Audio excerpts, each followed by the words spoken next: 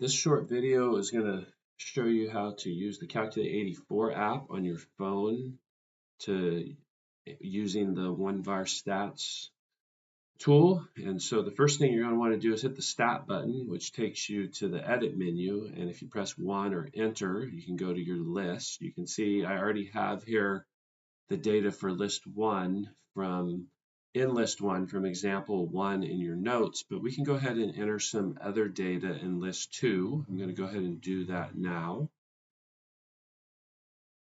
just by typing in the numbers and pressing enter to get to the next place. And so once we have our data in lists that you want to use for whatever problem you're on, then we're going to need to go ahead and hit the Stat button again to run some calculations on those lists. And instead of being in the Edit menu, we want to right arrow to get to the Calculate menu. And then the first option you see there is OneVar Stats. And so the OneVar Stats, we'll press enter, and we see we have L1 there. If we wanted, we could get rid of list 1.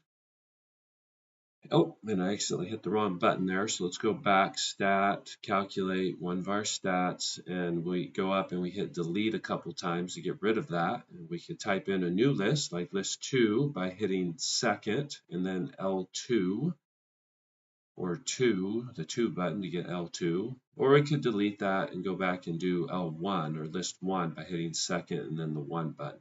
And then press enter. When you press enter, you get the stats for list 1.